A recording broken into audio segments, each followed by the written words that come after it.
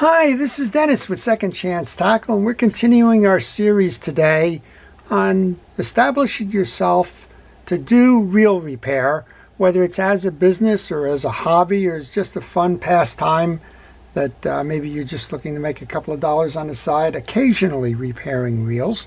And about 2 weeks ago, in one of the opening episodes for this, we looked at the basic tools that were needed in order to get yourself started in reel repair. And our advice at that time was don't overspend, don't buy every tool that may be occasionally used.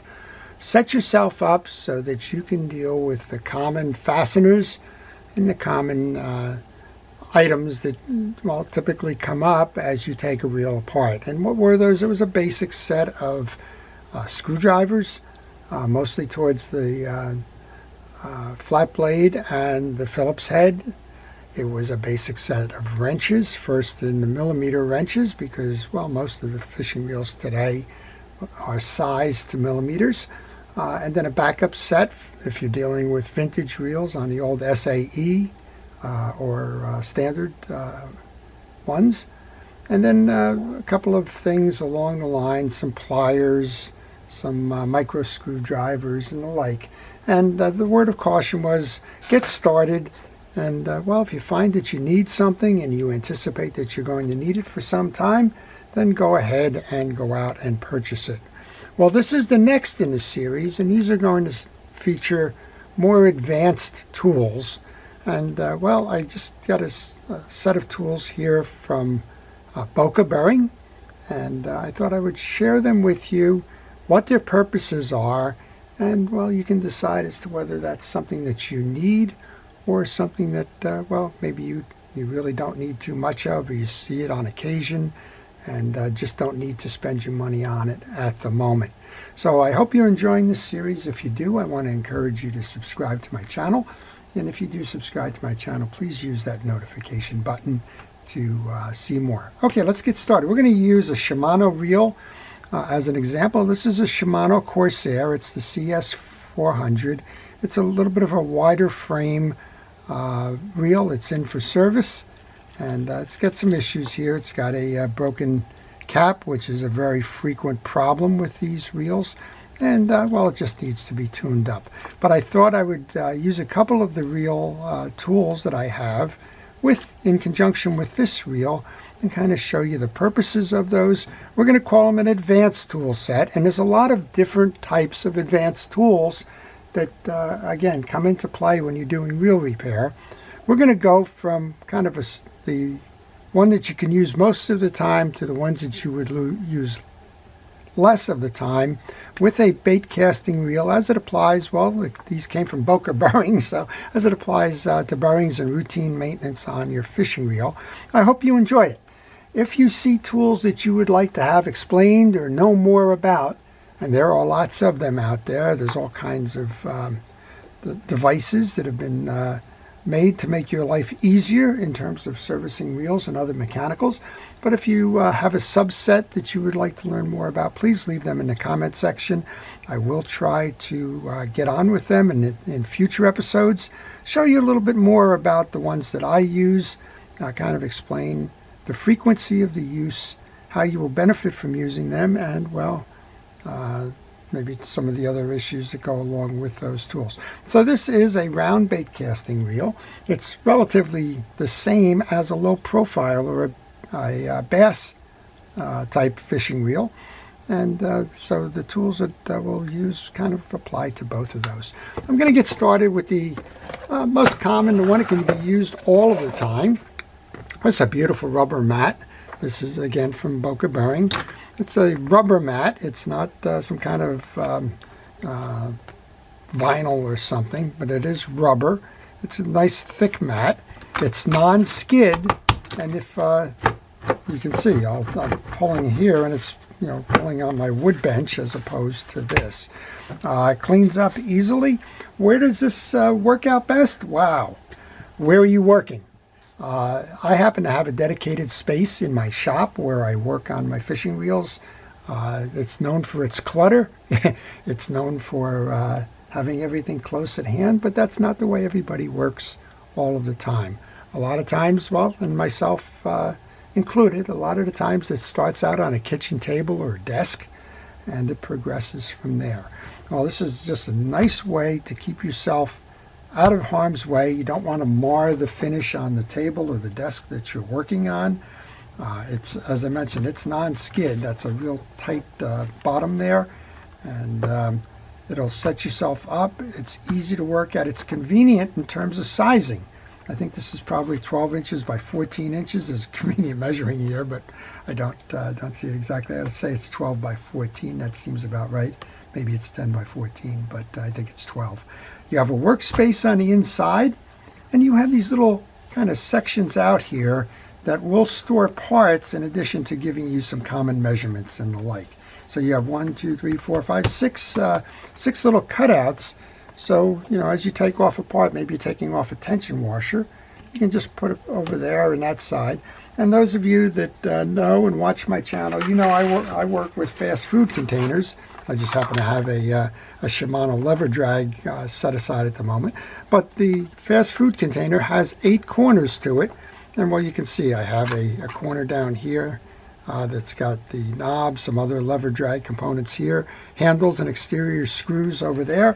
Just keeps me organized, and you should have a system of organization. Well, this mat serves that purpose in addition to giving you a nice flat workspace that's non-slip for the reels you may work on. So nice thing to have, nice something to consider. I think it's valuable in everybody's shop. Well, let me take this reel apart, and we'll talk about a couple of the other tools that I got here, and well, their purposes and whether you'll find a use for them.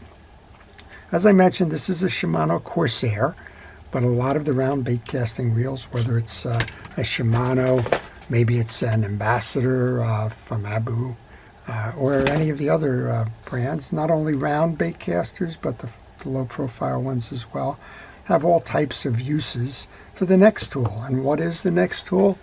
The next tool is a caliper. Again, I got this one from Boca Bearings. I think it's a very important tool to have in the shop.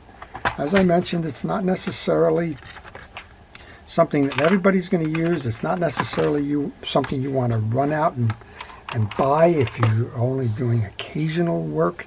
But if you're doing work for any period of time, a caliper is absolutely essential, and you'll be surprised at the ways that this caliper can be used. Just as an aside, it has nothing to do with fishing reels at all. I was asked by my daughter to go replace a sump pump hose the other day, and well, of course, you have no idea what the fittings are on that. At least I don't. I can't even say I'm an occasional plumbing expert, but I do know how to change a hose that leaks, but I didn't know what size hose to buy. Well, I used the caliper to measure the outside diameter of the fitting, which translated to the inside diameter of the hose that I needed to purchase, and there you go. Beautiful steel, not the inexpensive plastics and the like, not the features and the functions, right? We have an on-off switch. We just turned it on. You zero that out when you know that you're tight here. And well, you have 2 things to measure. You can measure insides using this side, or outsides using that. Well, of course, in a bearing world, like Boca Bearing, most of the time you're going to be measuring bearings. So bearings are one of the things that are the most frequent pieces on a fishing reel to replace. And knowing the right size of these is absolutely essential to getting your reel back the way it belongs. When you measure a bearing, you measure inside diameter, outside diameter, and width or height. So let's show you the inside. This will pull apart. You'll see that the 2 teeth will come here. You're going to spread it until you can hold it. And in this case, this is 6.9, which is going to translate to 7. 6 and 92 100ths. Remember, they're not all absolutely engineered to the precision, but 6.9 is going to be a 7 internal diameter reel. Let's bring that back. Well, actually, I just noticed as I didn't zero it out that there was 0.6 difference there, so 6.92 just became 6.98. So the inside is 7. Always make sure that you zero that out. Okay, external. You use this side. Bring it over. Snug it up. 18.99 means it's 19. So first measurement was 7. Second measurement is 19. Actually got 19 there, just rolled over. How do you like that? And then you measure the height. And again, you would use this for the height side. And that's 5.99 or 6. So the measure on this bearing is 7 by 19 by 6. Use that a lot. Well, how else do you use it? Here's an interesting one. A lot of times handles break. And people say, do you have a replacement for my handle, or can you get me one? Particularly if you're looking on eBay or Amazon or that, a lot of folks will be selling replacement handles that are not the original manufacturer's handle. How do you know that the handle is going to fit? You measure the size of the hole that's going to surround the arbor. So let's go ahead and bring this in, zero it out. You're going to use your inside piece for this. And I don't remember which side they measure first, but go ahead and measure. The first piece out is 8. And the shorter side, shorter leg, probably didn't get zeroed.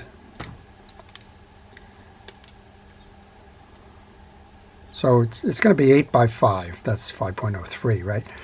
8 by 5. So when you're shopping for a handle, you've got the 8 by 5 internal size. That's in millimeters. Your caliper does work in inches. You can move that up here to millimeters and inches, and it'll swap. It's a toggle switch. And again, most of the time these things are going to be in millimeters. All right, one more thing. Replacement handle. This is a huge one, right? But a lot of times these spinning wheel handles shear off. Break a knob, break an arm on it, drop it and break it or something. A lot of the replacement handles are sold with that shaft length, right? Well, again, use the externals, go from point to point. And this one's got a rounding again 47 millimeter shaft. That shaft varies, and sometimes they'll tell you just go to the flat spot and the point. Measure that, and that's very hard to do with a just a standard measuring tape or something. But in this case, 5.5 would be the flat side to the point on the other. If you're dealing with a 5-sided handle, so I guarantee you when you get your caliper, you're going to find out that there's a lot more things that you can measure. And, well, I would just recommend that you get that. So what have we done? We've done the first 2. We've told you how to measure bearings. We've showed you the other ways to use that. Okay, here's the spool. And if you're upgrading bearings, almost all of the time on your bait casting reels, you're going to be dealing with a spool. In this case, one of the upgrades would be to take this plastic bushing out, replace that with a regular ball bearing. And again, if you're with Boca Bearing and you want to get the fastest speed for this reel possible, go with the hybrid ceramics. One of the things that's always a nuisance with this is pulling that pin. Well, that's the third tool we're going to review. It's a pin puller. And if you work on these reels a lot, this is kind of essential to getting you to do your work efficiently and without worry. There's a pusher on this side. There's a slot open on this side. Line them up.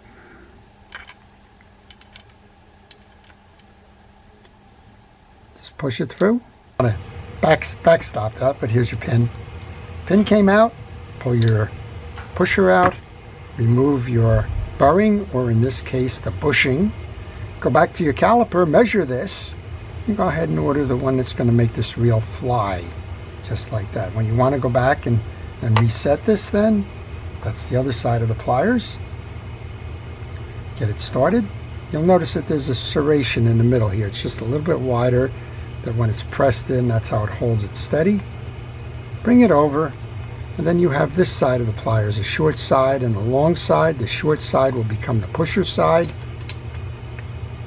Line it up. again, push it through. Easy peasy, right? So again, if you're working on a lot, if you have a tendency where you're replacing a lot of spool bearings, that's the pliers and the way to go with this. So that's kind of the ones that are, use it all the time, use it frequently, depending on the reels that you service on, use it sometimes, I guess, on the scale. And then the one, if you really are into these things and you're doing a lot of these, let's just say you are a bearing specialist and that's all you're going to do. Then the last one is kind of interesting as well. This is a bearing puller kit. Now, I don't recommend that everybody rush out and buy one of these because, well, you just may not have the use for them that somebody who does a lot of these reels do. But what is a bearing puller kit? This has got a design to it, an easy handle, a pusher, and an internal diameter arbor. What happens with this is you're going to insert your pusher through the gold piece. As you tighten down on this, it's going to form a wedge, and that wedge is going to push the wings of this out. Those wings are going to grab the internal circle or inner race of the bearing. I'll show you it on the reel in just a moment. It's going to grab the inner race. Of course, this is way small for that, but you have everything from 3 millimeter up to 6 millimeter for the race here. I don't know if I can grab it with this. Yeah, no, not big enough. And then you have even larger ones, 10 to 12 and so on, for these bearings. Okay, so how does this work? I can't do it on this one, unfortunately, because I still have the assembly together. I wasn't thinking I was doing it there. But if you will, you back it off, use your handle,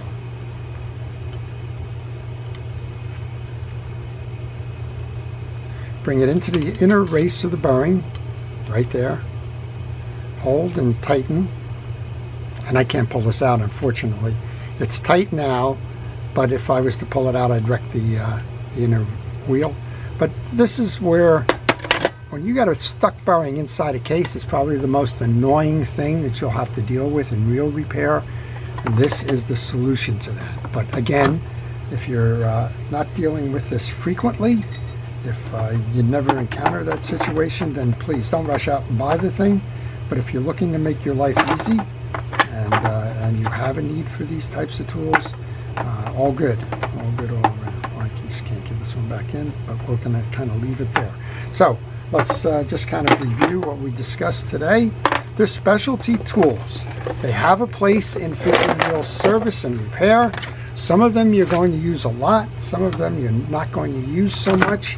If you're going to be working on reels, my advice always is to buy them when needed. Don't buy them in anticipation of need.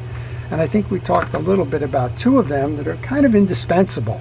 Now, they're not as indispensable as your Phillips head screwdriver and your utility knife and your pliers and the like, micro pliers that we covered in our first episode, but they are pretty darn indispensable when you start dealing with a volume of reels, particularly if you're dealing with the bait casting reels. So, in order again, the Boca bearing mat, wonderful, particularly if you're working outside of a shop that's not a dedicated space. It's clean, helps you organize. We didn't mention this, but it has the conversion charts, fractions to inches, inches to millimeters, so that if you do take a measure and you have to order something, it's going to tell you right on there what it is. It goes all the way from 1/64 of an inch up to 1.5 inches, and on the conversion side, on the other side, to millimeters versus fractions of inches, right? So it's all the things you need to do there. So the mat is a nice compact area where you can get a lot of work done without worrying about damaging your underlying surfaces because of the non-marring and nice anti-slip environment for the mat. Next up, we talked about the calipers If you're working on anything, you probably got replacement parts that are going to be needed. All of them usually require a precise measurement. The caliper is absolutely the way to go. If you're working on replacing bearings, which is getting a little more specific now, right? This pin is always a problem with reels, and the pin pliers for the spools, while not expensive, is going to save you an awful lot of time and effort if you do have one of these and you do have a need. And then finally, the one that's used less and costs more, it seems that that's always the case, is your bearing puller kit. Your bearing puller kit is going to enable you to get stuck bearings out of side plates. Almost all of the time, that's what you're going to be dealing with. And well, if you have a customer who came in and wants bearing replacement, and you got a stuck one, you've got a problem. We've all tried fishing them out. We've all tried all kinds of crazy things, using everything from screwdrivers to balls and picks and everything else to get it out. The bearing pulling kit will facilitate that. And remember, there is a gap there. If you're looking at this one, there is a gap in the bearings that it does cover. It covers the ones that have the internal races for 3, 4, 5, and 6, and then it gaps up to the 10s and 12s. So if you got somebody who's got an inside race of 7, 8, or 9, then that kit is not going to work for you. So just be aware that it has its limitations, but it also has tremendous value to you in terms of having that available and something that you're able to use. Well, we've been able to use the Shimano Corsair for a lot of demonstrations here in terms of the tools. We're going to cover others. We're going to look at more specialty tools. Maybe the next one is the screwdriver sets, why you need a set of Torx tools, why you need a miniature set of screwdrivers, things along that line, why you need awls and picks and the like. But it's all there to try and give you an education as you're either expanding your width and breadth of your hobby or possibly starting it up as a business, knowing that, well, in the business case, time is money, and if you can find a labor-saving device that's going to enable you to get through the reels quicker, well, I guess the calculation says you'll make some more money or you'll have some more free time to go out and fish, whatever it may be. So I hope you've enjoyed that. Again, comments and questions are always welcome. And if you have a topic you would like to cover in this, again, it's under that series about how to increase or do reel repair as a hobby for fun or profit. And the second part being how to get started in the business. Well, I think in this case, the tools that I talked about, for the most part, apply to both, with that bearing kit probably much more specialized in terms of if you're actually in the business of doing this and doing a lot of these frequently. So I hope you've enjoyed that. Before I leave, I want to thank our first responders, our police, fire, safety, rescue, everybody involved in keeping us out of harm's way. I want to thank you, the viewers, for making the channel what it is. I appreciate your input. Let me know the topics that you would like to discuss as part of the series in the comment section. And please, if you haven't subscribed already, please subscribe. It doesn't cost you anything. You'll see what's up next on the videos. And, well, you'll continue to make the decision as to whether that's something you would like to watch or not. This is Dennis with Second Chance Tackle, wishing everybody a great day.